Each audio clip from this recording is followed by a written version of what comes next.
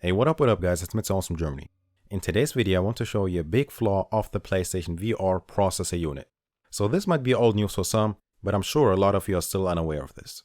So in order to explain this problem to you, let's take a look at the whole PSVR setup. To play with our headset properly, we need to connect the PS4 system to the PSVR processor unit, marked on the picture as number 1. Then the signal coming from the PSVR processor unit has to travel to our TV, number 2 right there. Right on. Well, that was simple. But here comes the huge flaw of the processor unit. It can only deal with images up to 1080p, so it does not support HDR or 4K images.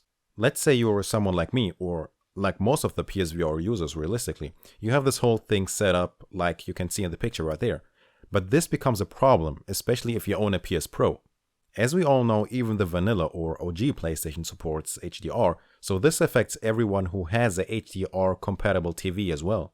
There are a few ways to bypass this problem. The easiest one is simple. Unplug cable number 1 from the processor unit and plug it into your TV. Takes you about 30 seconds and not a single cent, so you don't have to bust out the wallet.